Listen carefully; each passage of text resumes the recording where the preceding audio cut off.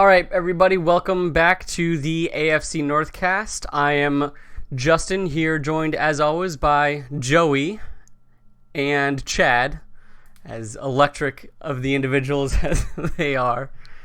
And we're here tonight to talk about NFL Week 8. We're going to do the review of NFL Week 8.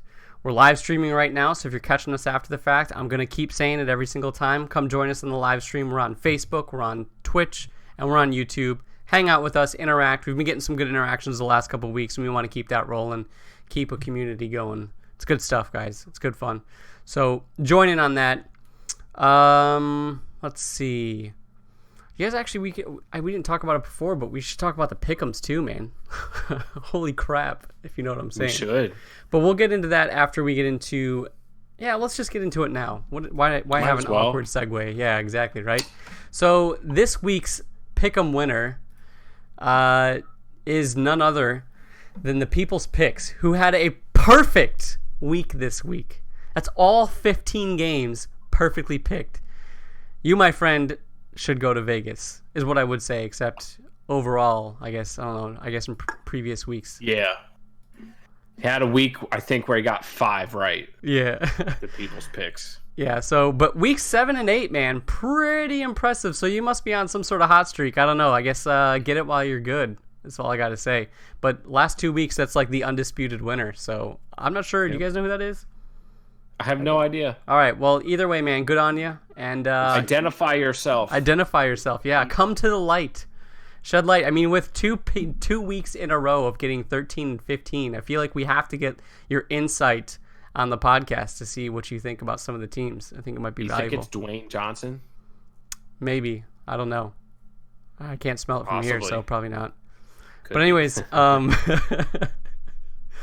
with that, don't be afraid to join the pick'ems like we're doing now. We'll highlight anybody that was, overall on the week. We will, at the end of the season, of course, go and see who's overall for the season doing the best, who right now is Brian, who's killing it. Slightly behind him is Joey, but also week by week, we'll let you guys know who's on top. And if you've got some good takes, we'll get some good insight from you. Maybe have you on the podcast, see what you got to say about some stuff. Hey, guys. Do you know how many games you've picked right so far this year? Yes. No. And I plan to pick every game wrong from here on out. 69. I don't get it, Justin. You'll get it when you get older. Just wait for puberty, and we'll get you on board. You guys have picked quite a nice number of games correctly, 69. Yeah. But I'm not winning. Yeah, right. Speaking of picks also, I got a bone to fucking pick with Kyle, who I know is a Browns fan, obviously, right? Coming from Cleveland. There's been a couple weeks where he has not picked Cleveland, and I'm fucking pissed, all right? That's all I got to say. You can sacrifice right? one game. Yeah, he was right, but you can sacrifice a game or two for the Browns, man.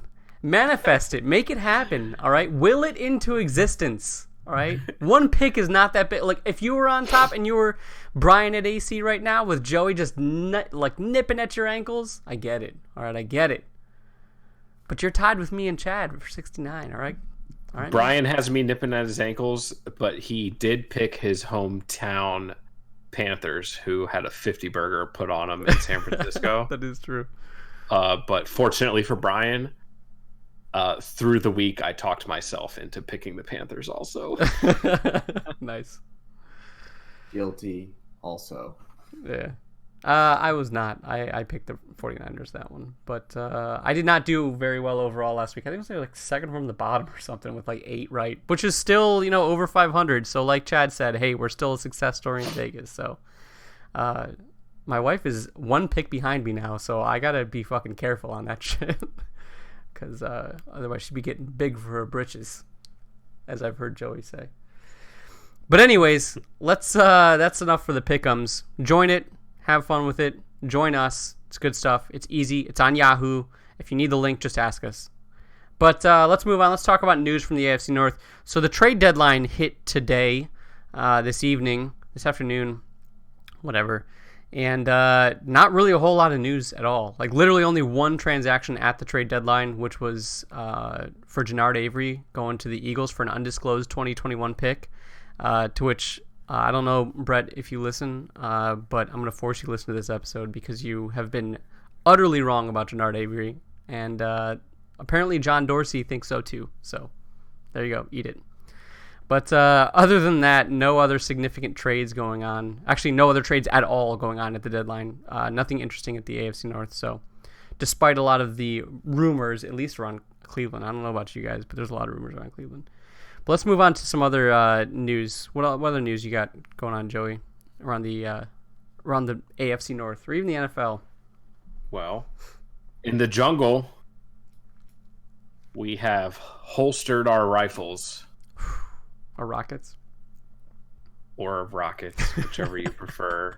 One Andy Dalton, who is 4th in the NFL in passing yards currently, is being benched over the bye week in favor of starting Ryan Finley, which is the plan. 4th round pick out of North Carolina State University.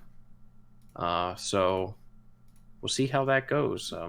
Maybe the front office of the Cincinnati Bengals is avid AFC Northcast listeners, are avid AFC Northcast listeners, and have been hearing me talk for weeks now about gotta evaluate. Oh, and it was on Andy Dalton's birthday. Oh. But it's time to see what you got, man. You're looking at one of the top 2 picks in the draft, and I know there's like a hot shit pass rusher from Ohio State that's starting to emerge and get some buzz. But if you're going to have a top 2 pick in a draft with Tua and Justin Herbert, and there's another guy, Joe Burrow from LSU, you got to figure out if you need to draft a quarterback, because now's the time to do it. There's a headline from Cincy Jungle, which is like the the fan SB Nation, right? Yeah. It says the Bengals made no deadline deals, but they made the trade that needed to happen. It stings a little bit if you're Andy Dalton, but yeah. I think it's less commentary on Andy Dalton and more just about the state of the franchise and what's best for them going forward, because he's not under contract for very much longer. And yeah. I mean, and they comment, which they bring up a good point, which of course, we've talked about a couple times, is that they kind of did, I don't want to say shoot themselves in the foot, because we'll be saying that plenty enough later on in the episode, but they kind of did not do themselves a favor by at least not getting something out of, benching Andy Dalton, right? So if they have the opportunity to get something from him while he's hot, like Joey said, he's 4th in the NFL in passing yards, right? Like, somebody will want him. The Bears wouldn't have been willing to do something for him. Redskins. I don't think benching him affects his trade value. No, but the trade deadline came and went. Exactly. So now you got to wait till the offseason, right? So, all right, what else? Anything else, Joey? I don't think so. So do you guys think that's a good idea, benching Dalton? I think it's time to figure out, like, at 0-7, so we're going to end up doing this probably next week, kind of like a general, like, well, where's everybody at and what are they looking to get out of the rest of the season? But I guess a snippet is that for the Bengals, like, what you want to see is basically an evaluation of your talent, right? So if your season is done, right? You're not going to make it to the Super Bowl. You're only going to get yourself worse picks, I guess, if that's how you want to look at it from the draft. So yeah, I'd say see what you have and see what moves you need to make, and that kind of stuff. So would you bother bringing AJ Green back at all then? When's his contract up? Isn't his contract up at the end of the year? I don't know.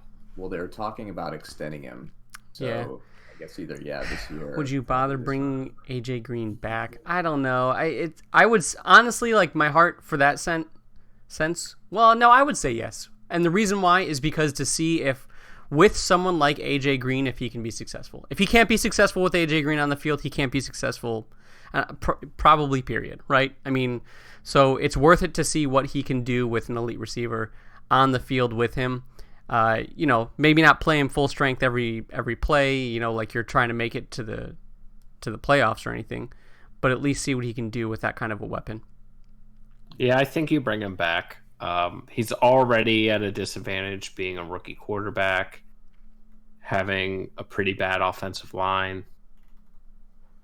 I think benching Andy Dalton is the right call, not for the side of benching Andy Dalton, but for the side of promoting one of these young quarterbacks and seeing what you got. And if he can show you flashes of potential, even in a lost season, I think that's the most you could reasonably expect out of a rookie quarterback. And then, I mean, I still don't even know if going after like a big time pass rushing prospect is even the answer. Maybe if you think Ryan Finley's legit, you trade back and get more picks, because it's going to have to be a pretty hefty rebuild, I think. Yeah, and the Bengals D-line is the only thing that's really good about them right now. Right, right. It's like the last thing they need is another good one. Yeah, that's a good point. So, I'm not sure. I'm not too savvy on college and who's the up-and-comings right now. But I would probably look elsewhere. I'm conflicted on the benching of Dalton. I have to admit, it makes sense to evaluate Finley, but part of it just feels to me like you can also just bring in a rookie and have them battle through training camp, and whoever plays better under exactly equal circumstances has won. So, like, Dalton is clearly better. Mm-hmm. I mean, but I'm also not totally against it. I'm just not sure that I think it's, like, necessary. Yeah, we'll see what comes of it. I think it'll be interesting. Who do the Bengals have coming up? Not sure. They have a bye week, and then the Ravens. Yeah, Ravens, really? Raiders, Steelers, Jets, Browns, Patriots. So he's going to have his work cut out for him on at least a couple of those games. God, I hope the Ravens are Ryan Finley's first game. Oh, they are going to be Ryan Finley's first game. Oh, yeah. Yes. So we'll see how that turns out for him. That's probably a little unfortunate for him. But, I mean, hey, let's see how the offense adjusts for, the rookie quarterback, right? That makes me so happy. We're going to kick the piss out of the Patriots and then kick the piss out of the Bengals too. I hope the Bengals just fucking shove it. Just like, I hope it's a blowout of a game, like 6-3 or something, Because that's the best you can hope for with the Bengals. Shootout. Anyways, anything else? I guess let's just segue that right into the Bengals game, man. So the Bengals played the Rams over in London this week at 1:00 too. I don't know what's up with these 1:00 games in London. I don't know if I like it or not. Yeah, I look forward to like every now and then in the NFL week being able to wake up at like fucking 9:00 or whatever and being like, football's already on, right? Just crack one open. But it's always a super shitty matchup. Yeah. So I don't think I've ever watched the kickoff of a London game. Mm-hmm. Except the Ravens got shit pumped by Blake Bortles a couple years ago in a London game. And I watched most of that one. But other than that, it's like you kind of wake up on Sunday and get going. And then you get like a fantasy alert on your phone and realize that there's a game happening at like 10:30. And you're like, oh shit. And then it's like a really nice surprise and you put the game on. Right. Yeah. I've definitely never watched a London game. I'm not sure I've watched any minutes of a London game. Dang. Yeah, I don't know, man. That's because you get instant classics like Rams, Bengals, and fucking Bucks, Panthers. We talked about it a little bit last week, but like, man, who's doing these schedulings, man? Like, so the London games are like trash. The Thursday night games, like, what the fuck is next week? Isn't it like Jets 49ers or something stupid like that? I don't know. Niners Cards. Yeah, Niners Cardinals. Like, who's putting these primetime games on, man? This Monday was the Steelers and the and Dolphins, which we'll talk about. But there's just like, who's putting these primetime games together, man? Someone needs to fire that guy. But yeah, I mean, you can put them on primetime versus anybody, and the nation will tune in. Steelers Nation.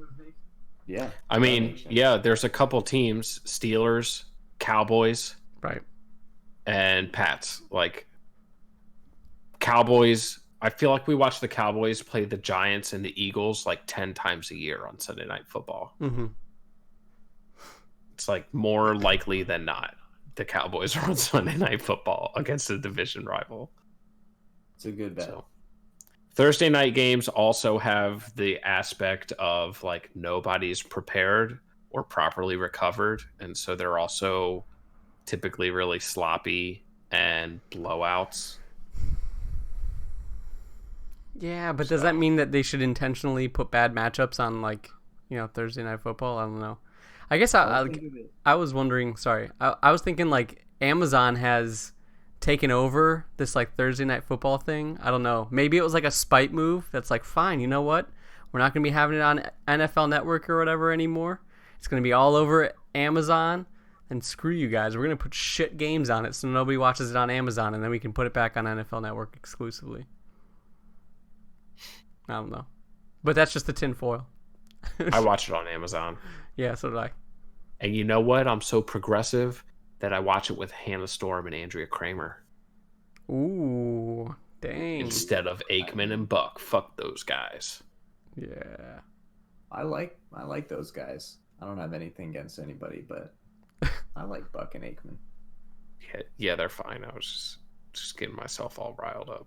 Why don't we talk about the Bengals game? Yeah, that's a good point. Let's start there. That was a hell of a tangent. Yeah. So the Bengals lost, right? That's what they do. Yeah.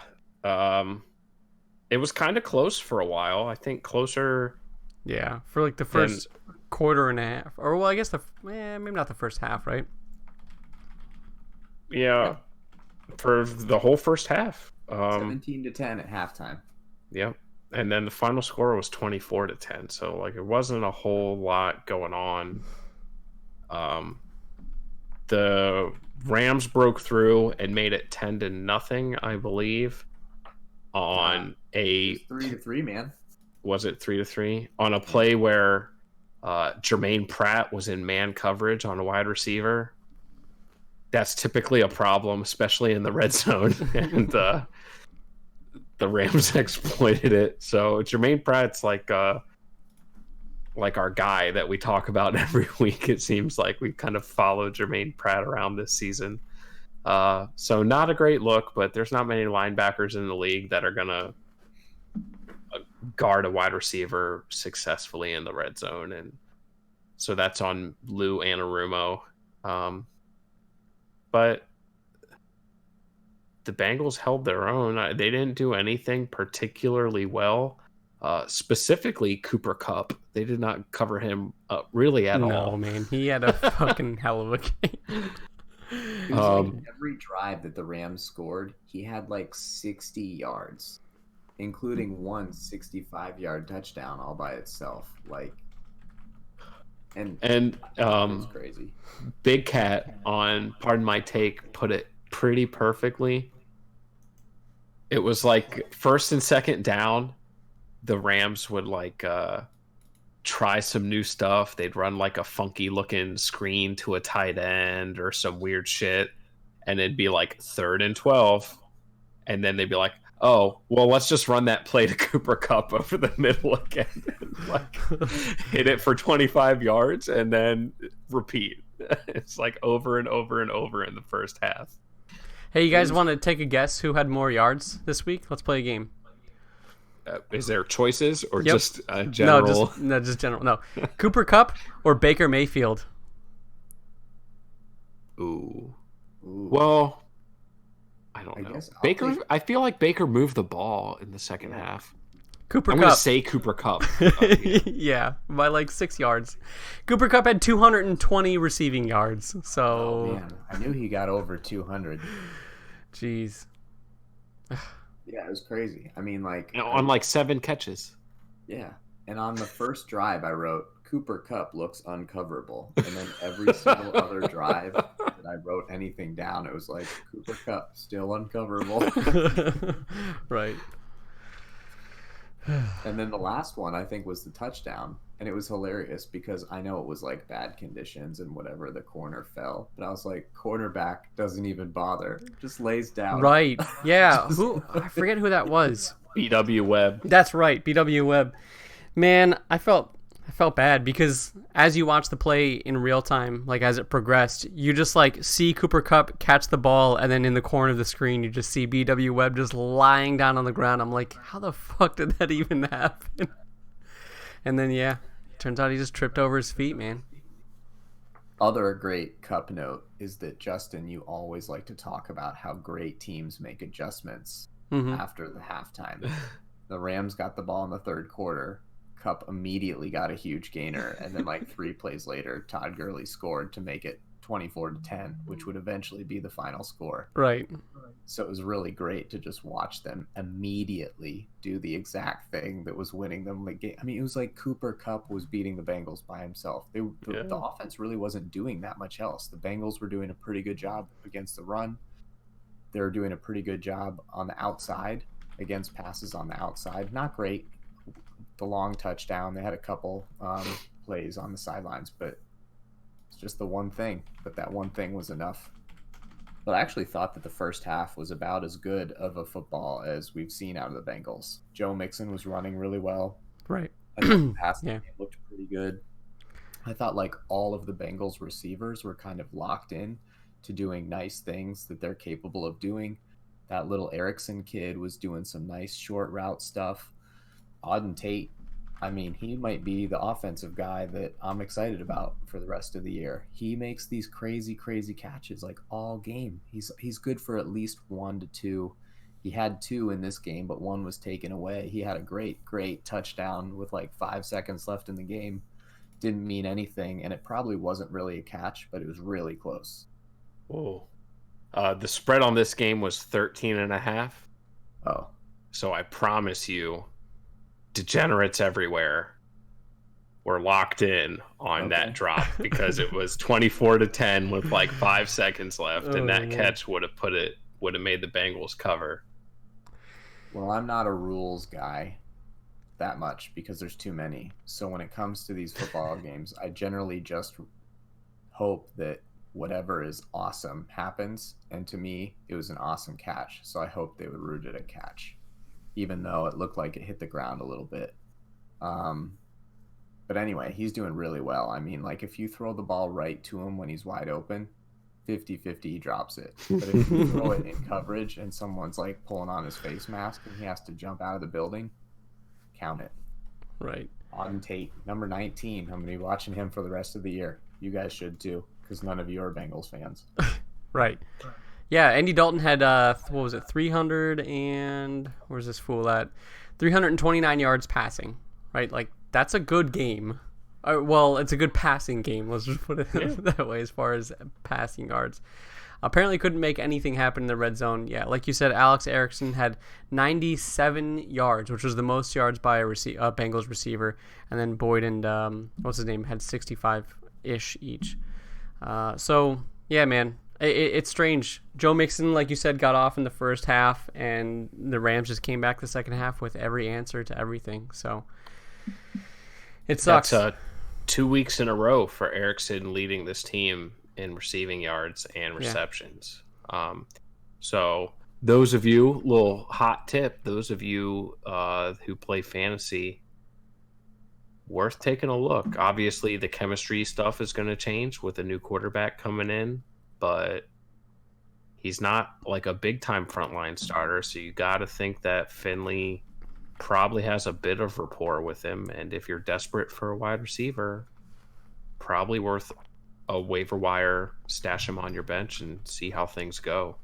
Last week, 8 catches for 137 yards. Ooh. That's 21 points in a PPR league.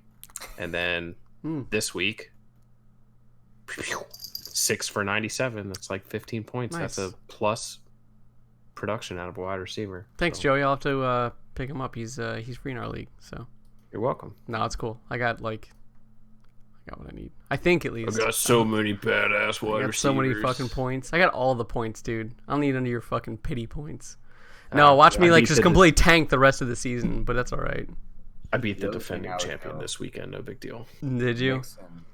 Mixon was running the ball really well, and we've been talking about get Mixon involved, do what you have to do to get him involved. So he ran the ball really well.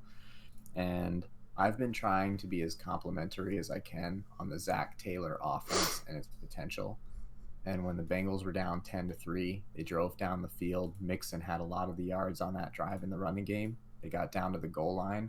They ran a fake jet sweep to one of the receivers, and Mixon snuck out, and he got a receiving touchdown on a very clever play that was basically like a play action leak out that would normally be a tight end, but it was to Mixon. It was clever stuff. So I think, like, for the Bengals fans that want to get rid of Zach Taylor after his first year, just try to note that they're doing some pretty clever things on offense. And if they can get a little bit more consistency with their players, particularly their line, and they find the quarterback that they think really fits, I think there's a chance that, you know, he'll be able to develop a nice little offense that in a couple of years you might be proud of.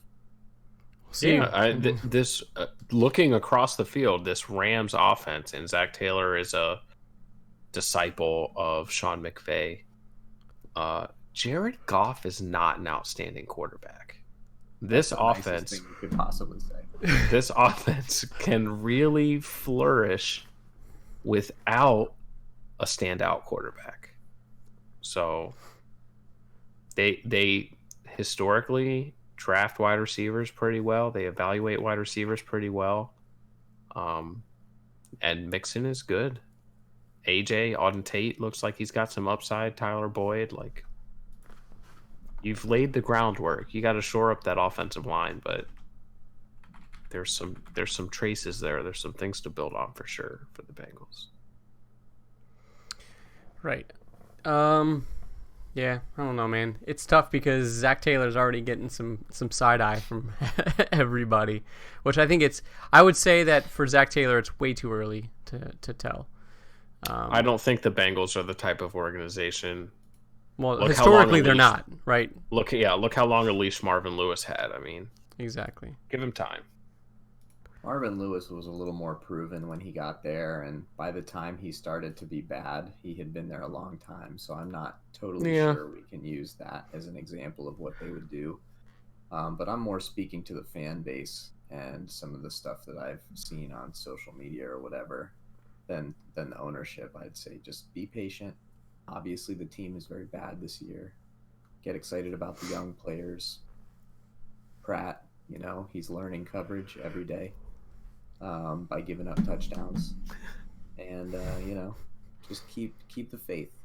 There's some good stuff. There's some good pieces, and hopefully you'll have a big draft and be competitive next year. And I'm gonna say a nice thing about the Bengals every episode. Yeah, we should. Yeah, that's probably a good point. Well, anyways, that's pretty much it for the Bengals, man. Stick a fork in it. They're done, man. Their season's kind of dried up. So, but let's see what comes out of this new dude and see if he can, I guess, show any sparks that make them not want to get Tua. I guess, I don't know. We'll see if that's. I mean, that seems like some big shoes to fill, but we'll see what happens. Well, let's move on to the next dumpster fire in the AFC North. And right now, that's the Cleveland Browns. Yeah, it is. So, Cleveland Browns played the New England Patriots, if you didn't know for some reason. And they seemed like they played them in a fucking monsoon. I don't know if you guys saw that, but it was horrible weather. So, what do you do when it's horrible weather? Well, my friends, you run the football, right? With Nicholas Chubb, right? No fumbles last year, all right? He was an easy contender with not playing every single game in the season last year, or he's not starting every game in the season last year for being one of the offensive rookies of the years last year. You know, I don't know. Maybe he had my vote last year, but maybe I'm just a homer. So the first big run that he had, well, the first play actually that he had running the football was a fumble. It was kicked out of his arms by Joel Bitonio as he was basically flipped over somebody's back. So I don't know. People were trying to shit on Bitonio for that a little bit, but you know, like, Bitonio's a Pro Bowler. Like, he's a good guard. Like, there's like nothing about that shows some sort of like inexperience. It just shows basically The Browns are just getting the Browns fucking treatment from the football gods. It just is what it is, right? But, nevertheless, when something like that happens, you got to bring morale back to the team. So what do? You put Nick Chubb right back on the field, man. You let him get right? I don't know if you guys remember last year, Kareem Hunt, his very first play of the NFL career that he had was a fumble in Kansas City, and it was awful. It was bad, man. But you know what? The very next play that he had after that was fucking fantastic, and he ended up putting up like 54 fantasy points that game, something like that. You guys remember that? I think it was 2 years ago. 2 years ago, sorry. You're right. It was 2 years ago. But that's something that sticks out in my head when Joey was talking about, like, put him back in. So they put Nick Chubb back in, and what does he do? He runs for like 65 yards and fumbles it again. And both drives ended up being instrumental for the Patriots. It was fucking awful. It was bad. And then also, immediately after that, the next drive, they try to throw a pitch to Nick Chubb. And what happens? The Patriots defensive end, I think it was. I don't remember what the jobber's name was. Basically, like, intercepts the ball, like, in between pitching it. Like, I don't know, like, what space-time continuum this motherfucker warped out of that he was that quick off the line to get between Chubb and Baker, but he intercepted that ball. So that's 3 straight turnovers on 3 straight drives to begin the game. And it was Lawrence Guy. We'll give him his credit. And it appeared like Jarvis was curling around the line to try to get like a weird little screen thing. But I couldn't tell who was supposed to catch it. A lot of them were saying Jarvis, but Chubb was coming the other way while Jarvis was getting blown up by a guy who ended up just taking the ball basically out of his hands. Here's a question. A lot of people are blaming Baker for this. I kind of see it as like a timing play where you don't really do anything but catch the ball. Like when Tom Brady does it, it's almost like a volleyball, like fingertip pass. He doesn't even really hold it. So I don't really feel like it was such a bad play from Baker.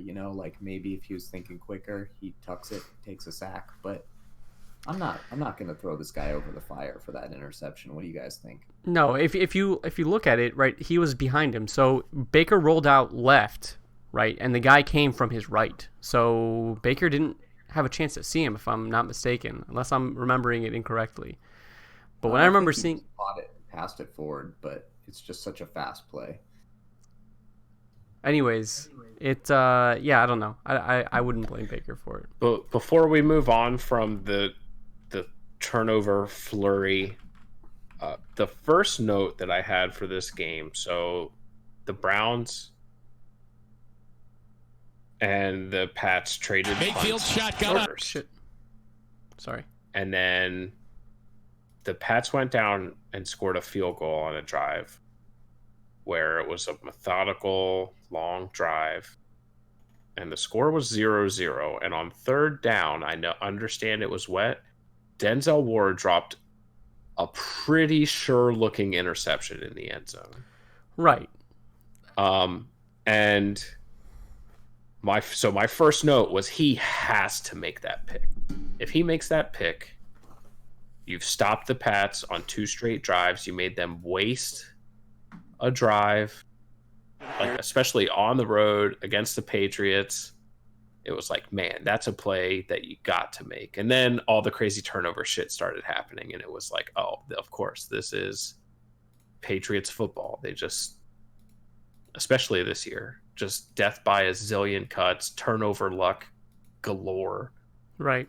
And that's just how it goes. But from the jump, it was like, oh, missed opportunity. Like, you can't miss opportunities against the Patriots because they're so disciplined. I mean, he had to dive for it. He like dove. Yeah. Right. It wasn't easy, but I see where you're coming from. I agree with you. That being said, Denzel Ward didn't have a bad game by any mean. I think at least even for the first quarter. I'm sorry, for the first half, he still had a great game back, I think, which was good. And actually, surprisingly, also Greedy, I thought, had a pretty good game to start off the first half as well, which was surprising to me because I remember sitting there thinking to myself, like, maybe I should retract a little bit. But that's we all kind of know where this is going, though. So eventually, coming back the Browns obviously lost to the Patriots.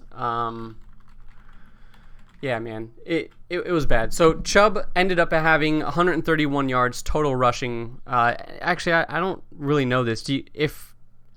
Does Chubb's forward progress on that count towards his total stats on that fumble? Yes. Okay. Well, that was a big run, so that would still be subtracted regardless. But yeah, I mean, those turnovers were huge. They killed the Browns. I mean, the Patriots scored off of those turnovers.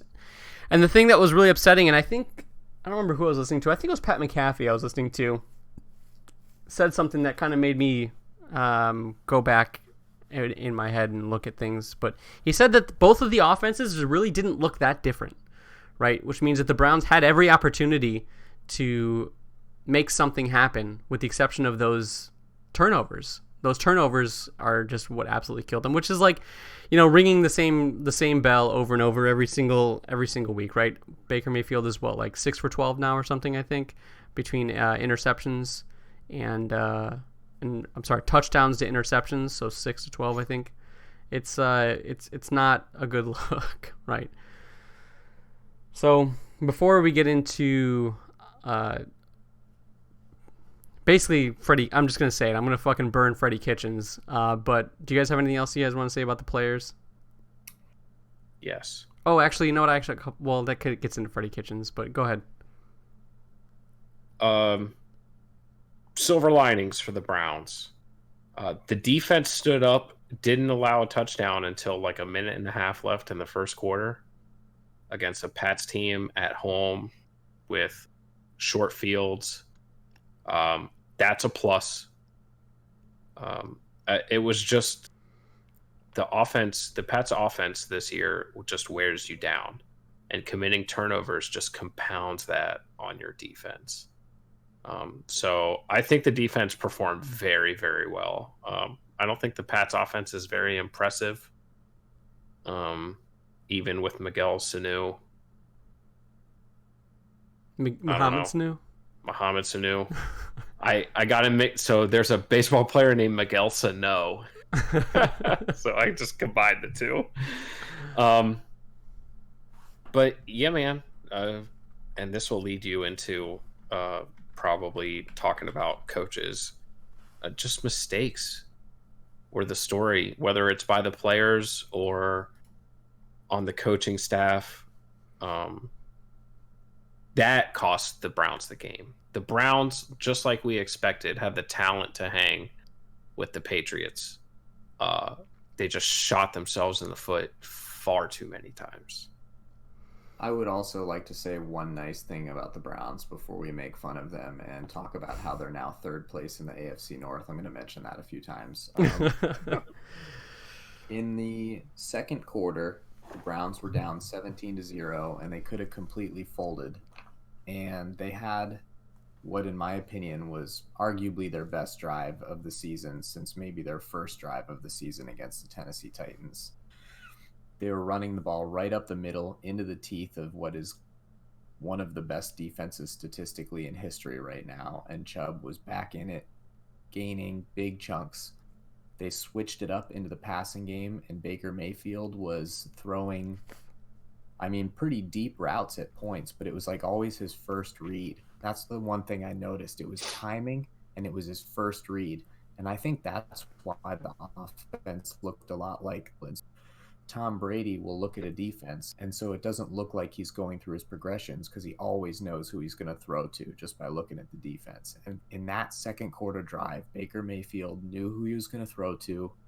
He threw it accurately. He threw it into nice tight windows. There's a couple times like over the linebacker before the safety in the middle, like really nice timing, quality Baker Mayfield stuff that gets you excited about his future. And you combine that with the power running game, and they ended up scoring a touchdown, I think, to the tight end, one of the ones we've never heard of. Demetrius Harris. Nice, yeah, he's mainly a blocker, but and it made the game 17-7, and I think, I don't know what you were thinking at that point. I've watched enough losses to the Patriots to know that the game was over after the first quarter, but that drive kind of gave you that glimmer of hope. Like they really looked good against a really, really awesome defense. So I just wanted to say that before we get into how bad a lot of the other stuff was. Okay. And that drive resulted from a forced punt where Browns tried to be Brownson, or Hilliard muffed it and they covered it up. Yeah. And that was the drive that led to the first touchdown. And then they turned the ball over again on the blocked field goal. But then I think that leads you pretty seamlessly. Then they fucked that all up. Yeah. But they had the opportunity to score before the half. Right. So, all right. So the thing that's disappointing to look at this too is that the Browns, and I know, right, we say it all the time, butterfly effect, whatever, but the Browns won 3/4 of football, right? Which is so frustrating in as far as that first half goes. But I think that there were many missed opportunities outside of that. So the first thing I'm going to talk about is kind of a merge between players and coaches, but Rashard Higgins, right? Where the fuck has Rashard Higgins been? And I just actually got off the phone with my brother earlier today, and we were talking the same thing that, like, you know, because I don't live in Cleveland anymore. But he's like, yeah, everyone here is saying the same fucking thing, right? Baker has, like, openly said, even during the preseason, that he has his best chemistry with Rashard Higgins, right? But he's been invisible. I just found out today after reading through some articles that Rashard Higgins has been apparently healthy ever since the San Francisco game. So that's 3 games ago that he could have been in making contributions to the team, right? But he hasn't for some unbeknownst reason. So a little bit more looking around. And before I get to, I guess, how Freddie Kitchen responds to this, I feel really bad for it that I thought it at the time, but understand that in the middle of a losing game with the Browns, I was a couple drinks in, so yeah, you know, maybe it was a little irrational, I get it. But if you guys remember, I think it was in the third quarter, I don't remember, I think it was third quarter, but Jarvis Landry got hurt on a play, and they ended up finally putting Higgins in. And the very first play right after that, Baker Mayfield completion to Rashard Higgins. And the first thought that ran through my head was like, thank God Jarvis got hurt. Which was as an awful thing to say and an awful thing to think, I know, right? And I'm openly saying that that's an awful thing, right? But I was in the mindset of, like, now they can finally try to put him on the field and try to get him some use. Second play after that, we're not going to get into it, but there was a fantastic catch by Rashard Higgins that was an overwhelmingly questionable offensive pass interference call. We're not going to get into it, all right? But regardless, it was a good completion to Rashard Higgins, right? And then immediately after that, Jarvis Landry was healthy. Boom, didn't see Rashard Higgins the rest of the fucking game. But that's 2 for 2 effectively, right? And I know OPI, whatever, but that's effectively 2 for 2, right, on those plays. But we saw no more Rashard Higgins the rest of the game. Again, somebody that Baker Mayfield has openly said, I have good chemistry with, and I, you know, basically enjoy playing with. So before I give you guys a chance to, I guess, put your 2 cents in on this, I'll give you Freddie Kitchen's response, right? So Freddie Kitchen's response to this is, so basically, if you look at the lineups, Antonio Callaway has the starting position over Rashard Higgins, who last year, Antonio Callaway was basically good at running a fucking straight route, basically. That's like pretty much all he did for the majority of the season, right? But Freddie Kitchen seems to believe that, well, you know, Rashard Higgins, he's just, you know, Antonio Callaway is just the better guy, right? So he just earned himself a spot on the roster because, you know, he's just the better guy, right? Who's played 3 games, and by the way, from those 3 games he's played, he's amassed a total of 33 yards from all 3 of those games, right? So I think everybody in Cleveland is kind of waiting for the answer of, like, what's going on with this? Like, why are we not getting him on the field? And why is Antonio Callaway getting all this play time? And at some point or another, you have to say, okay, I don't care how good Antonio Callaway looks in whatever practice you guys set up or whatever walkthroughs or drills you guys do. It doesn't matter. I don't care, all right?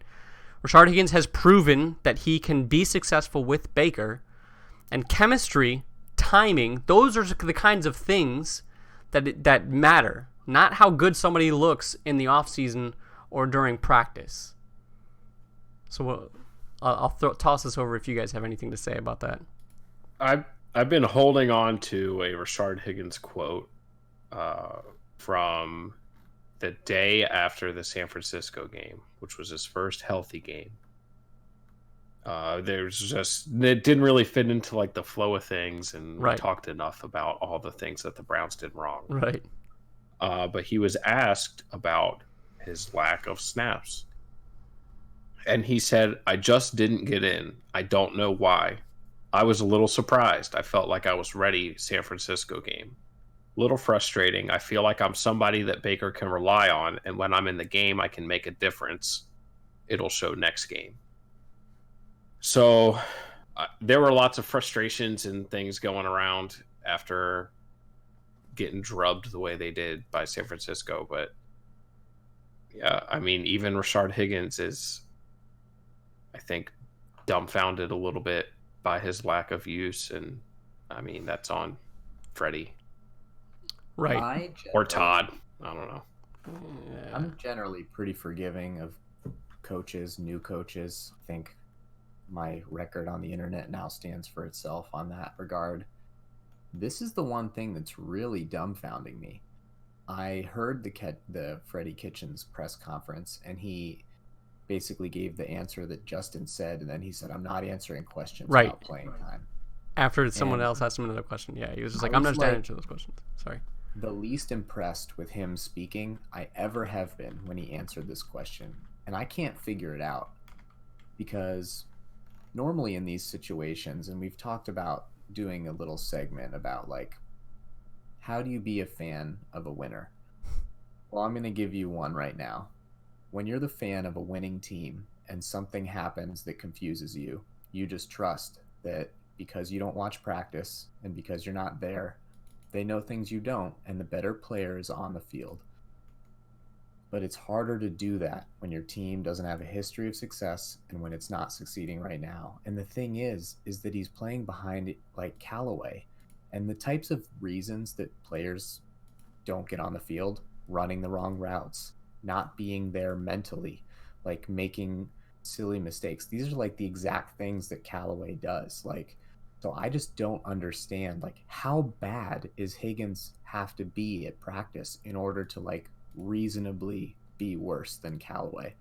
And I think it's like worse than I can imagine, and therefore I don't believe it. So I have a problem with this. Like, I think that a mistake is being made. I'm with you, Justin. I think like Higgins needs to be on the field, and there's something going on that's holding him back, and I don't know if I believe it's football related right now. Yeah, I wonder. I started putting the tinfoil hat on because sometimes it's the only way I can get answers to myself. And I came up with the idea of, well, Higgins' contract year is up at the end of this season, so he'll be a free agent, So I wonder, maybe if they don't get enough going on with him, then there won't be interest in the free agency market, so they can sign him again. Like, that sounds so fucking preposterous, but I can't think of anything that sounds valid in that sense. And then, like, with the trade deadlines coming up, right? Like, if they're this down and out on, maybe not down and out, but if they're not feeling this confident about Rashard Higgins, that he, again, gets only two plays, right, in an entire game, both of which are from when a previous player got injured. Like, what, I don't know, man. It's They were dumbfounding. good plays too. Like, And they he were made good a plays. catch. And we're not going to dive because you didn't want to too far into this, but like, whether or not you believe that it was offensive pass interference, I think we can all safely say that Field and his wide receiver coach, good rep. Like, I will take that hand fighting. You can get that called against you anytime you do that. I don't think I don't think you're gonna get burned on it most of the time. That's how you win a one-on-one. Like, that's how you do it. So yeah, it's curious. And you know, if you want to dive into Freddie Kitchens' other stuff that leads us into maybe thinking that this is a bad decision on his part, maybe now's the time. So, I think we all agree, Higgins. He needs to be getting more play. Yeah, I get it. Yeah, you're trying to move along. I still got so much more to say about Higgins. That's all right. So, anyways, let's get into Freddie Kitchens, just his general play calling. All right, like, So this has been something that's been a question mark for a couple of different things. What was it like on the Tomahawk show? They keep like giving him shit about like the draw play on like 4th and 11 or some shit like that he had a couple games ago that was just like so questionable. When playing against the Seahawks, when he iced his own team on offense and then ran the same exact play immediately afterwards, right? And it was just like, what the fuck? And after, by the way, it worked the first time. It worked the first time, exactly. It was a touchdown. And then the second one was not a touchdown. Like, what the fuck, man? And then in this game, it just, oh, goodness, my gracious, right?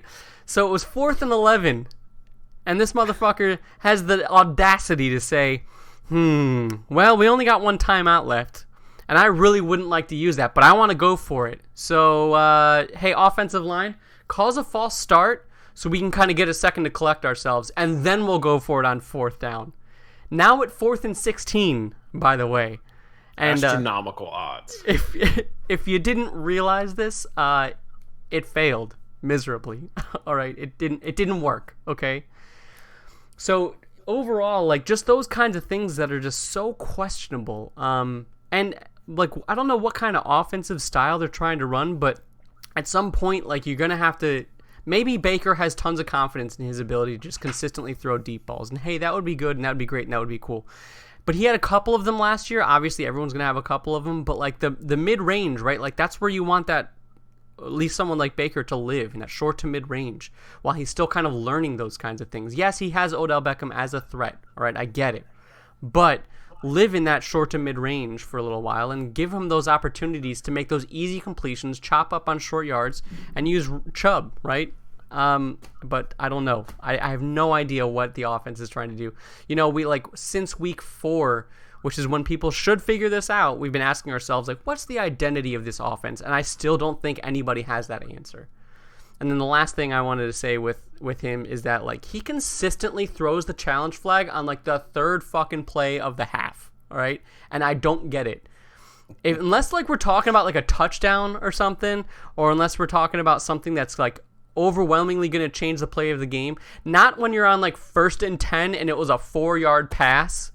You don't need to throw the challenge flag for that, bud. Just keep it in your pocket and save it. Those things are infuriating me at this point, more than Hugh Jackson ever could have. And that's right. I said it. All right. Speaking of challenge flags, so it's been kind of like a weekly game for me. If I can, like, watch, like, oh, who's going to challenge pass interference this week? Yeah. Because it's turned into a fool's errand. Right, yeah. The last week, Pete Carroll did it against the Ravens unsuccessfully. And sure as shit, Freddie fucking Kitchens did it. Against the Patriots. Why? What? It was on a 2nd down pass play for a 1st down. It's like, so it's 3rd down, bro. Like, if you really need that 1st down so badly, like, the odds of getting those pass interference things turned over, like, you're risking a timeout. Like, if you really think this is such a vital drive, you've got 2 more downs to get a 1st down anyways. Right. A pass interference penalty has not been overturned since week 3. Chad, so we've been more weeks without one overturned than not this season. I can explain it, Joey. I can explain it because I watched Mike Tomlin lose 11 straight challenges. And when you watch 11 straight challenges get lost over the period of 2 full plus, you start to observe some things. And what I observed with Mike Tomlin and what I believe I've started observing with Freddie Kitchens is that they view it almost like a timeout in basketball. It's like a momentum thing. So they start calling the challenge more based on the game situation than on the actual evidence that gives them a chance of winning. So the first one was on a 4th and 4, and the Patriots were in the red zone. Like, they were driving and they were winning, and you know, you're preventing a touchdown basically and getting the ball. Like, you're taking points away. So I think instead of looking at the evidence, Freddie Kitchens saw like, oh, if I get lucky, this is like a turnover. It's like a fumble recovery, Mm-hmm. right? Like the ball can bounce any direction. These refs' opinions can bounce any direction. The second one, it was a second down, but if it's not offensive pass interference, it's like a 40-yard gain. And if it is, it's a 10-yard loss. So it makes it third and I think 12 or 20. It was like a long third down because of it. So I think again, Freddie Kitchens isn't thinking what's actually going to happen. He's thinking like, what can I get out of this? You know what I mean? Like, because it's a big play. Like, what are the differences between a win and a loss? Tomlin does this too, and it doesn't work. Yeah, I was about to say, it would make sense that a Browns coach wouldn't know the difference between a fucking win and a loss. So, But it's funny because when Freddie Kitchens was doing it, I was watching and I was like, I've seen this all before. you're like, this is all too familiar. Yeah, it just feels like he chooses a moment rather than like evidence. And you know, speaking from experience, Justin, I'd say hope that he stops doing that. Right. Like, oh, I need to call a timeout here, so I might as well fucking challenge something. I swear to God, I'm pretty sure Tomlin's done that. Like, yeah. Jeez. So, anyways, yeah, Freddie Kitchens, when to wrap this all up, so we can just move on. If you look at almost any position on the Browns, any of them, any position, you can find at least one star player, right? That any team would be more than happy to have. And maybe not position is the right, but let's say position group, right? So linebackers, defensive line, safeties, corners, wide receivers, running back, quarterback even, offensive line. There's at least one guy, right? Joel Bitonio. And Treader I actually have good faith in as well, right?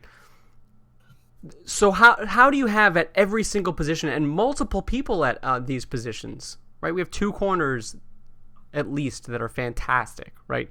We have all 4 members of our defensive line that are fantastic. We have 2 wide receivers that are like Pro Bowl, All Pro, that were it not for the Browns, probably were on an easy paid ticket to the Hall of Fame at some point in some way, right? Nick Chubb, who's proving to be more useful than any running back that was drafted in that class, I would say, a la Saquon Barkley, even over, right? So how is it that you have this much talent on a team and can't just accidentally win some of these fucking games or accidentally just get like a touchdown or two? And it's mind-boggling that you can't put these things together. I don't know.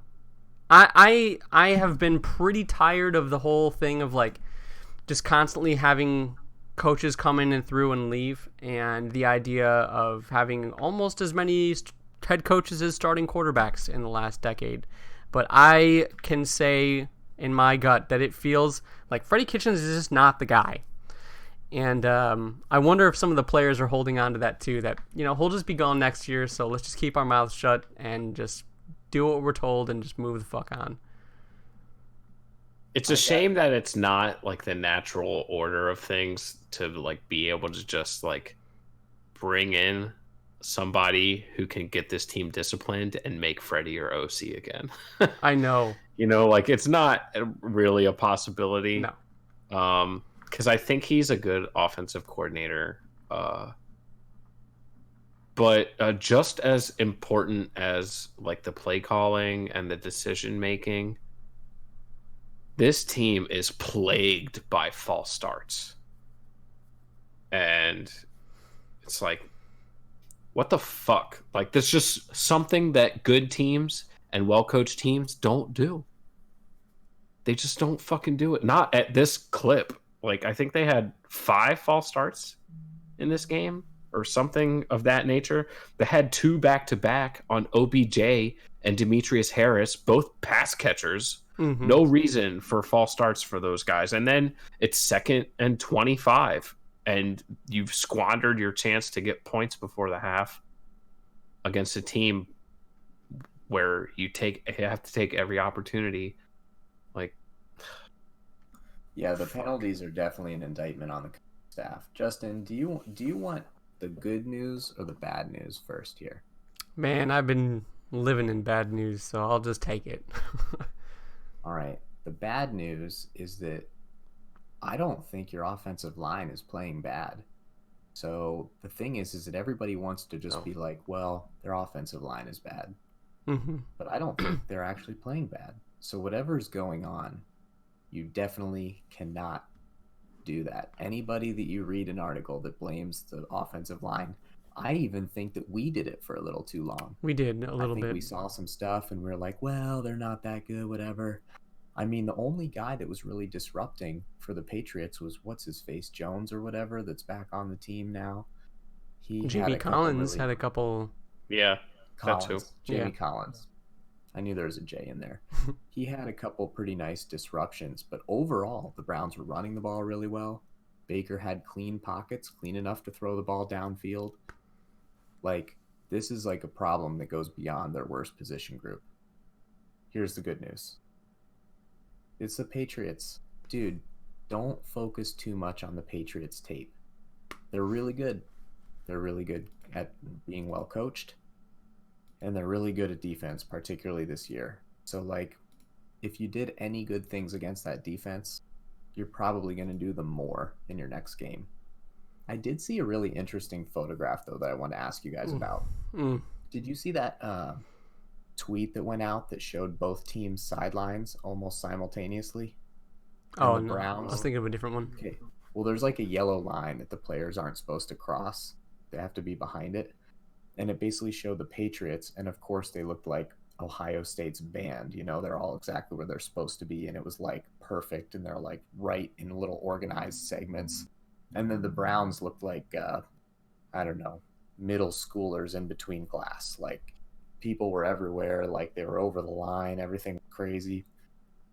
Do you take any stock into that? Like it could have just been a random moment or not. Like do you really think that there's just a lack of discipline and structure in the organization at that level all the way down to that kind of stuff? I think that the Browns are probably more the norm in the league, and that the Patriots are exceptional at the little things like that because Belichick is that detail oriented. OCD, yeah. But yeah, maybe. Yeah, my objective brain says it's easy to get a quick snapshot. Let's say there's a whole bunch of changeouts on the field. Let's say the punting unit just got off or whatever, and just kind of get an easy snapshot of something like that. But then the other part of my brain that just listens to what I've been saying for the last little while says that, like, clearly there's something. I don't know. I'm not really sure. If you're asking if there's a deeper cultural issue as far as like discipline with the team, you know, the players actually, it's weird, and that's what I was saying before, is like the players actually seem like they're still like invested in each other. But I don't know how long it's going to be until the locker room like turns, or maybe if they already have on Freddie, man. Like I don't get how you put all that star talent together and just don't have, like I said before, accidental fucking success. I thought you were going to talk about the picture of Odell Beckham gifting a pair of cleats to Tom Brady after the game with fucking Baker Mayfield looking on, just like side-eyed, like what the fuck? That was a bad picture. It was all a publicity thing, right? But still, it. So you heard the story about the cleats? Mm-mm. The outer part of the cleats were made with goat hair. Oh yeah, gotcha. So he was giving his cleats to the goat. Gotcha. Yeah, that's still with your quarterback looking on, still kind of, I don't know, especially when you guys aren't doing too hot this year. Yeah. So, my last takeaway from the game, observing this game was twofold for me. It was a little bit of watching the Browns and a little bit of like really the first game I've watched this year straight through of the Patriots. Scouting. Baker Mayfield has a completion percentage of like 55% this year. At one point in the game, he hit 11 passes in a row. Yeah, that was early. Against this, oh my God, defense, who's been getting gashed 3 or 4 straight weeks by the run. And as like you said, as undisciplined as the Browns may be, or disciplined as the Pats are, the Browns won quarters 2, 3, and 4. I don't know if the Pats are that good. I'm just going to say it. I know Dylan may be coming on Thursday. We keep teasing Dylan, but I mean, the offense, what about the offense scares you? Maybe James White and Julian, like, nothing special on offense. Yeah. I just don't think they're not tested. Right. Yeah. So, like, Ben Roethlisberger and Juju and James Conner were the best tests they've had this year. And we've talked about the history of the Steelers against Belichick and Brady and all that. Like, who have they fucking played, man? They got beat most of the game by the Browns at home. Yeah. On Sunday. Like, yeah, I mean, I see the argument you're setting up for later in the week. Yeah. I think what you're missing is that for the last 20 years, stuff like the first quarter against the Browns is what they do every week. And it's not always the first quarter, and it's not always 3 plays in a row. But, like, when the Browns made it 17-10, they scored a touchdown. When, like, they have a structural discipline and precision. They have plays dialed up. They don't use them all right away. Every other team probably uses their best plays for the first 10 plays of the game. I don't think the Patriots do that. I think they have 13 best plays, and I think they use the first 8, and I think they save the next 5 for, like, moments.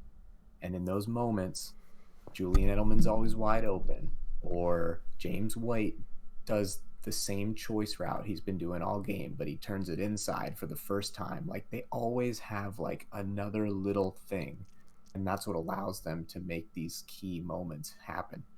So to say, oh, they haven't played anybody, oh, they haven't done this, they have played people. They've played people for the last 15 years.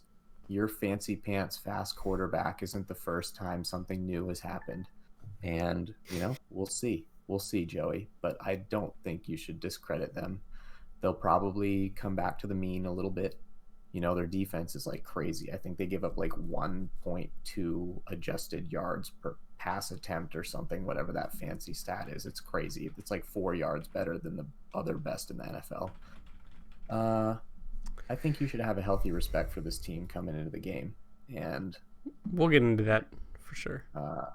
And if you can't do it, Justin and I'll help you do it.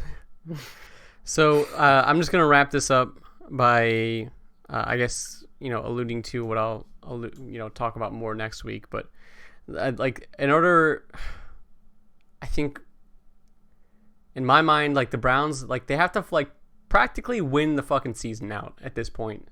Because they even talked about it a bunch during the game. But the Browns were tied, or no, they were in first, I think tied for first for toughest schedule in the NFL up until the Patriots, and now the rest of the season, I think they're like in fourth easiest schedule or something like that, right?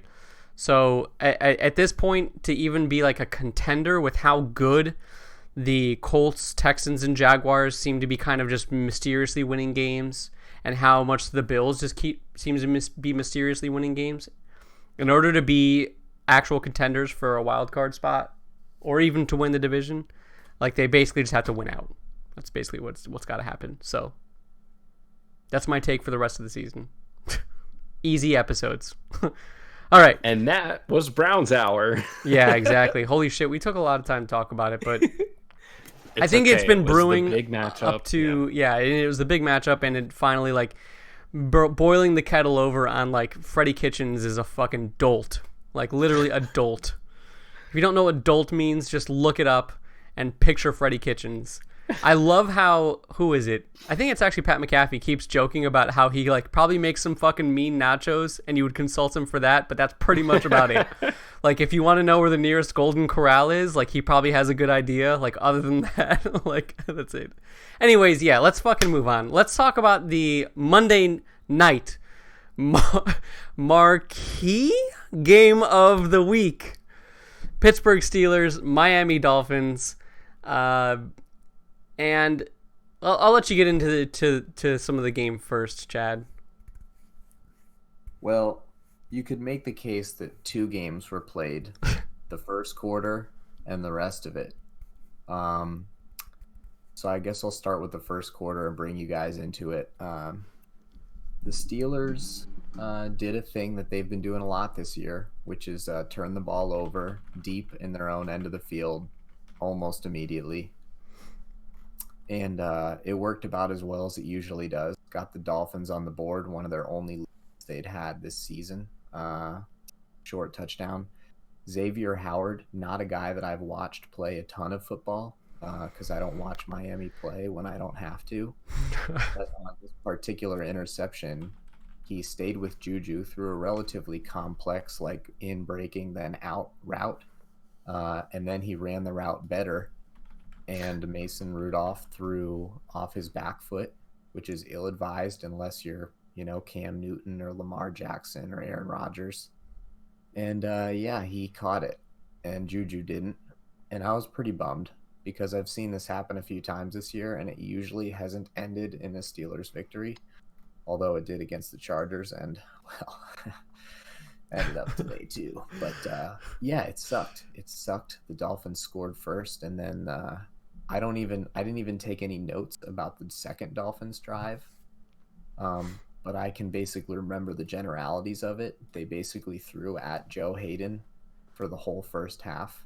And for some reason, and I'm not going to make any crazy case here, but Joe Hayden, above average NFL corner through most of his career, including recent history, not above average in any way, shape, or form, even when guarding a rookie named something Brown or Williams or whatever. Some rookie. He's like heavily targeted this year, but by Miami, he's whatever. Nobody cares about him. He made Joe Hayden look like an idiot for the whole first half. So, after one quarter of football, final score, Dolphins 14, Steelers 0. I'm getting text messages all over the place. A lot of Pittsburgh people panicking. A lot of non-Pittsburgh people making fun of me. One AFC Northcaster might have even called Mason Rudolph hot steaming trash. I can't remember which one of you it was, Joey. And there was a lot of panic in the air. My notes were Fitzpatrick appears to be better than Rudolph right now. He's making quick reads. Yeah. He's throwing the ball sharp to open receivers like immediately. And Rudolph is getting pressure and not reading the field quickly. And that's the difference right now. However, everyone asking for Duck, asking for panic, firing Tomlin, firing Randy Fiegner. I threw a lot of text messages out there saying, okay, just try to remember this guy has started 5 games in his career. He's coming off a concussion. Can we give him 8 minutes to get his act together? Can we just give him a couple minutes, please, people?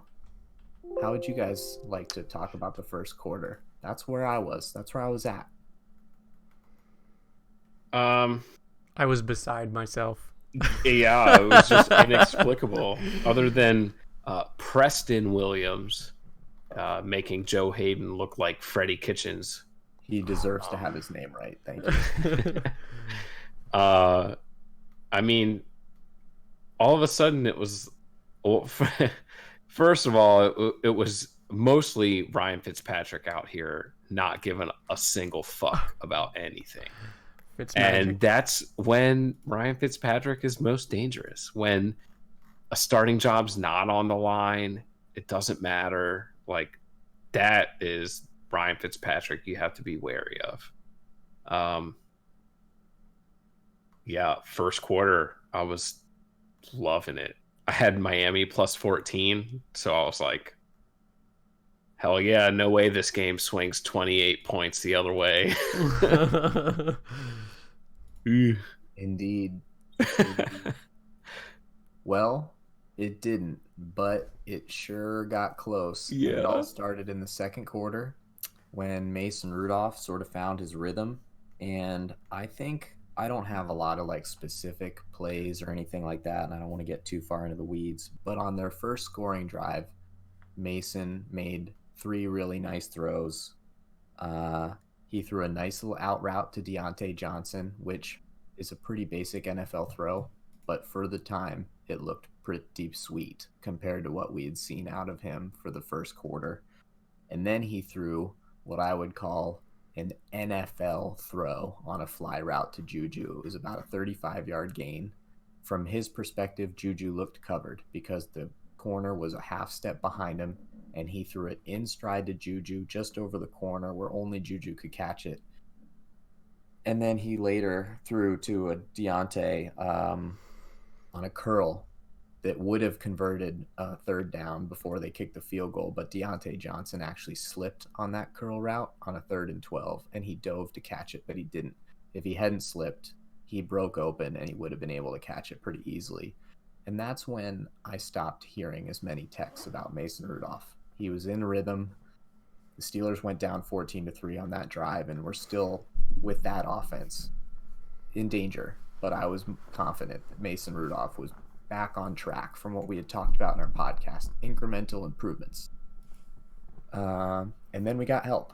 The Steelers got the ball back towards the end of the first half. The Dolphins dialed up on a 3rd down, what I believe they call zero coverage. For our listeners that aren't into X's and O's, zero coverage means that 8 of the 11 Dolphins players rushed up to the line of scrimmage and tried to kill Mason Rudolph. 3 Dolphins defenders covered the 3 Steelers receivers that were running routes, and they gave him plenty of room because Deontay Johnson ran a nice little slant and no one was there. And after 2 sweet blocks by James Washington, including 1 pancake and 45 yards of good hard sprinting, the Steelers were only down 14-10 on a 45-yard touchdown with about 20 seconds left in the half. It was glorious, and I bet you two weren't as happy about it when it was 14-10 at halftime. For you tinfoil hat connoisseurs, I heard this. Rumor is that, or word on the street is that this was a potential tank job play calling. End of the first half, 3rd and long, inexplicably horrible defensive play call from a defensive guru head coach. I don't know. Yeah, people were saying too that like, oh yeah, cover zero.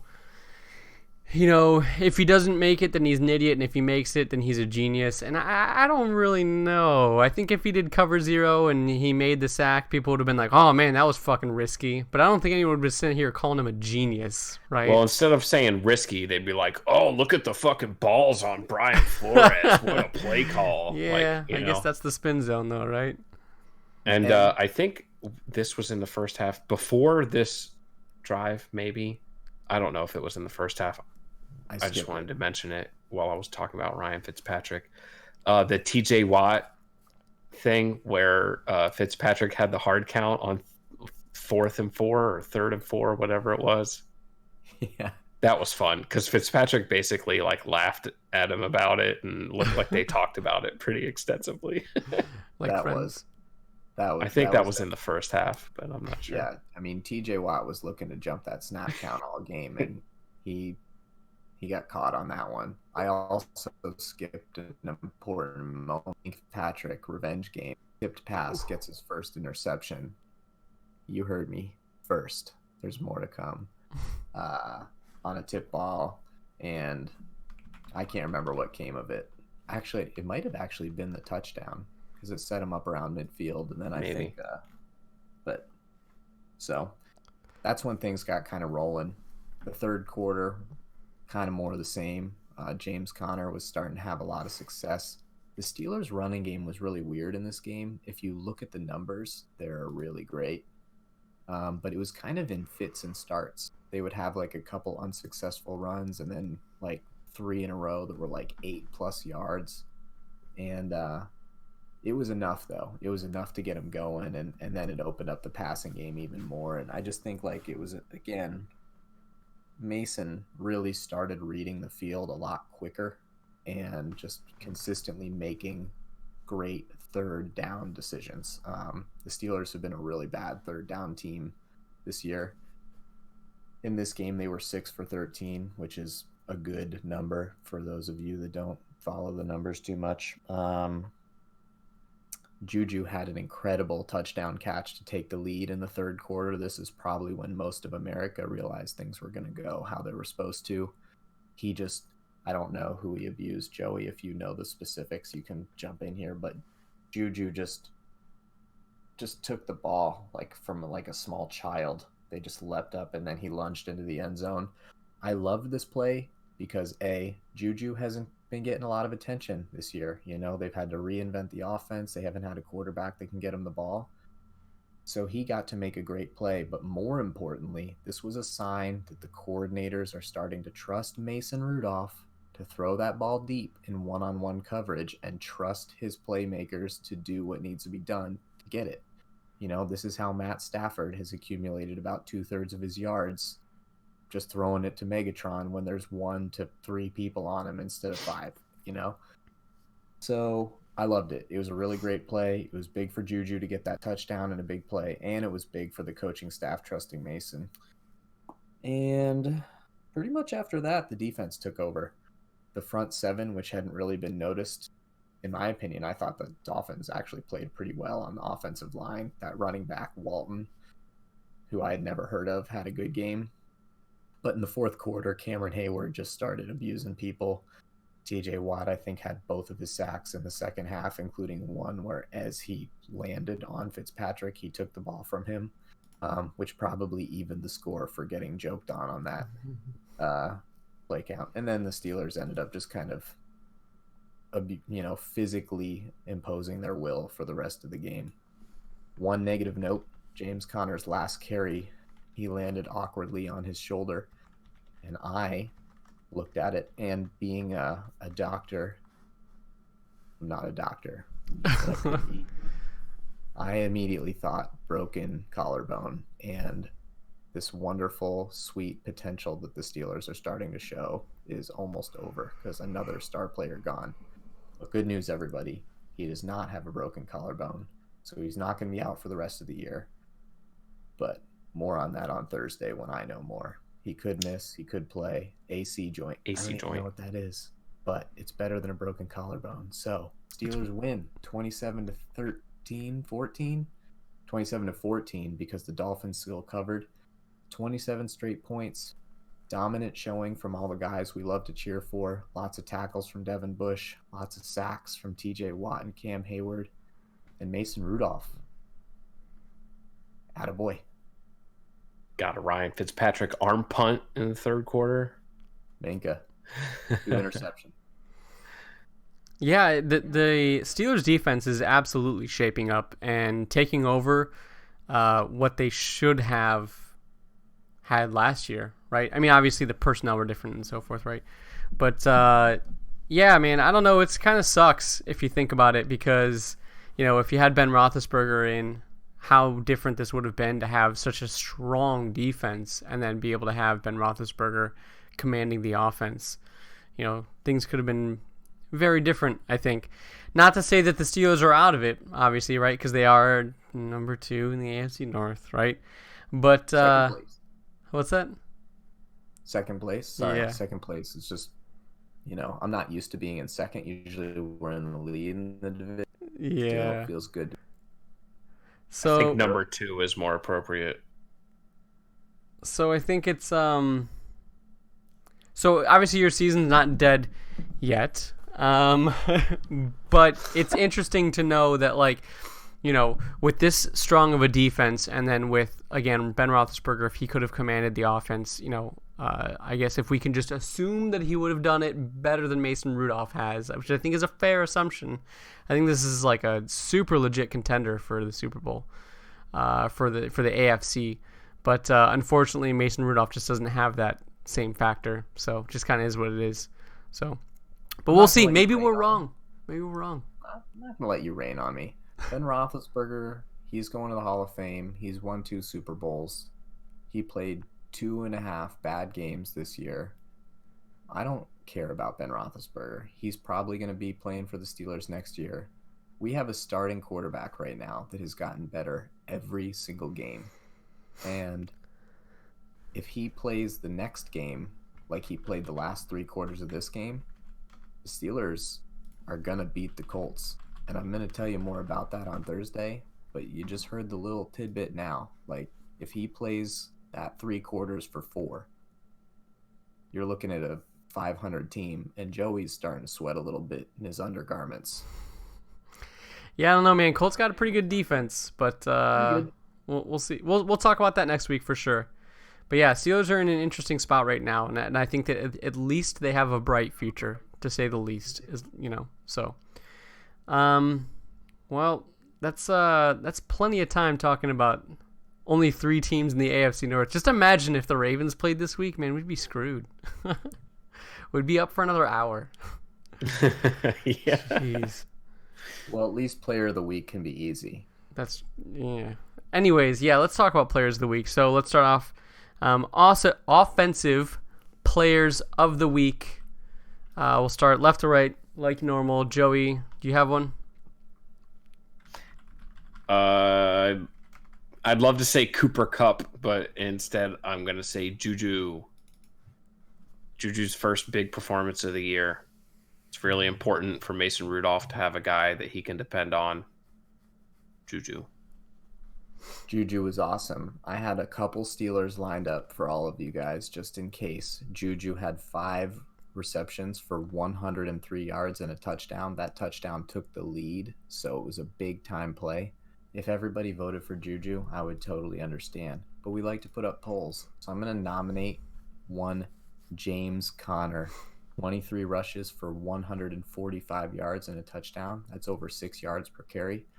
I've been trying to tell you all how good James Conner has been despite the stats. Now it all came together. Breaking tackles, showing speed. The touchdown run he had in the 3rd quarter, right up the middle, beast mode. Not beast mode. That's like kind of Marshawn Lynch. Yeah, it's literally trademarked. That. But he hit guys. He fell forward. He lunged in the end zone. So he showed it all this week. So James Conner would be another very fitting offensive player of the week this week. runs too hard for his own shoulders. Yep. Indeed. Anyways, I don't know. I guess my runner-up nominee is, I guess, what we can call it. I would have loved to have actually put Nick Chubb into the runnings. He had over 130 yards rushing last game against the Patriots. 166. What's that? 166. Was it 166? It was a lot.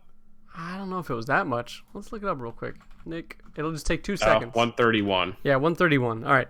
So, but with those 2 fumbles in the beginning, I'm sorry, man. You can't do it, man. You just can't have it. Can't be having it. So I guess my runner-up would be Alex Erickson, maybe? I don't know, man. He did really well for the Bengals, and I feel like the Bengals aren't getting a whole lot of love. I know Auden Tate had, I guess, better percentages, right? And we were, giving him some love earlier. Joe Mixon kind of had a little bit of a comeback game in the first half. I don't know. But yeah, Alex Erickson, 97 yards. He's having a pretty good season so far. So, I don't know. He's nice, and if you want to put him up in the poll against either of the Steelers, that's fine. Obviously, his game wasn't as good at either of them, but I respect diversity. You just throw shade, so you do what you feel like you need to do, and one of my Steelers will collect the trophy. It's fine. Yeah, I think it's fair to put the 2 against each other. All right, defensive player of the week. Joey, what you got? Revenge game. Minka. 2 interceptions with the Dolphins in his career, 2 interceptions against the Dolphins in his career. Nice, well played. I love it, Joey. It's an inspired choice, and particularly Minka's second interception, which was an over-the-shoulder kind of diving catch, the type of play that Joey's a Ravens fan. You're used to seeing secondary players make. As a Steeler fan, I'm not used to seeing that. We don't have a lot of players in our history that make that play. So seeing a guy that made it and made it look pretty easy, it was really exciting. It was really good. We have a really great young free safety, and actually, in a future episode, Joey, prepare for me to ask you if you would rather have Minkah Fitzpatrick or your boy as a free safety right now, he's probably better, but not nearly the bright future. Earl Thomas versus Minkah Fitzpatrick. I think it's an interesting debate on a day that we have more time. I will nominate TJ Watt. He had an oblique injury. Oblique. Where exactly is the oblique? I don't know, but it's in your core area, and it's problematic. They didn't know if he could play. They didn't know if he could handle it. But he's got pain tolerance. So he went in there and pain dominated again. First, he scared Fitzpatrick. It's not on the stat sheet, but he ran at him before they even snapped the ball. Intimidation all day. And then, once he had him rattled emotionally, he sacked him twice. One of those sacks, he took the ball from him as he landed on him. It was a beautiful, beautiful football play. My stat sheet says he actually had 2 forced fumbles, but I couldn't remember the other one. But we'll just say that he did. It looked like it was recovered by Steven Nelson. Yeah, I thought for some reason that I couldn't remember. I wrote that down as somebody else doing it. I think Hilton, I thought, forced that fumble when I watched it, but they credited TJ Watt with it. He was everywhere. His second sack ended the game, quite literally. The clock ran out on Fitzmagic. TJ Watt. Yeah, man, I don't know. I feel like I'm going to have to flip a coin on this one. I'm not really sure between 2 guys particularly. But I'm going to go with the one that Joey and I were talking about a little bit before the Joe podcast. Schobert. Joseph Schobert, man. The dude needs some fucking loving. We just looked it up just to make sure. First off, the missed tackles stat still doesn't fucking exist. Still can't find it anywhere, so eat shit. And second off, he is second in the league on solo tackles and 4th in the league on combined tackles, all right? But in this game particularly, Joey even noticed it, played like, to take the words out of Joey's mouth, a man possessed, all right? He had a fantastic game, so love the dude. He's up for a contract at the end of this year, and he better get fucking paid. That's all I have to say. With all the cap space is your the Browns nomination have, really Joe Schobert? Yes. I was actually also going to say Olivier Vernon, but he had a fucking hell of a game too. But I'm going to stick with Joe Schobert. Actually, I don't know, man. It's tough. Olivier Vernon had a sack. He had 2 tackles for losses, 6 total tackles, which was his best game that he's had so far this season. I don't know. I'm going to stick with Joe Schobert, though. Why don't we do a NBA Jam 2v2, Minkah and Watt versus Schobert and Vernon? I think that's going to have. All I'm going to say to the AFC North casters, fansers, whatever you want to call yourselves, I don't know, out there, is that look at the teams that they played against and make your decision. Yes. But that's good. I like that, Joey. While you're looking at the teams they played, watch a couple plays, check the scoreboard, do it globally. Yeah. See the whole thing. Yeah, you literally only need to have an app pulled up that shows you the updated score. Is that, yeah. No, watch the plays. Watch them. Watch Joe Schobert run desperately across the field time and time again as a Patriots receiver beats coverage and they're scoring and he's tackling them for a 12-yard gain. Play. I love it. I love Joe Schobert and I love his play this week. It was probably 3rd or 4th best defender of the division. Behind Cam Hayward, who I didn't even nominate. So I will say that the Browns have held the Patriots to the fewest points so far this year. That's right, even when the Steelers played the Patriots. So just throwing that out there. I didn't nominate a Steeler for Defensive Player of the Week in week 1. Fair. What did I say?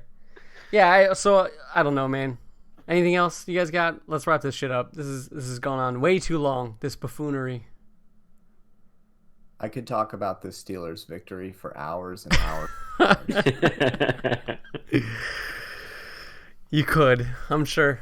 But, we'll spare everybody about their glorious victory against your Miami Dolphins. But anyways, that's going to wrap up NFL Week 8 review. Yeah, man. Next week, the Ravens come back. It's going to be a good one. They play the Patriots. We'll see Back what the in division... black. Are they going to be wearing all black? Nice. Yes, sir. So let's we'll be here to talk about that next week. So that should be fun. Plus a slew of other games from the AFC North, specifically 2. When I say a slew.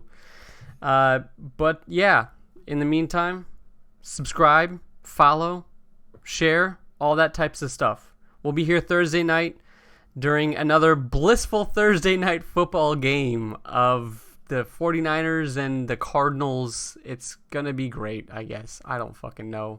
Somebody needs to change these schedules for Thursday nights. What's up? Drink delicious beer, interact. We'll be with you. Yeah, tell us what you're drinking too. That should be good stuff too. It'll be fun.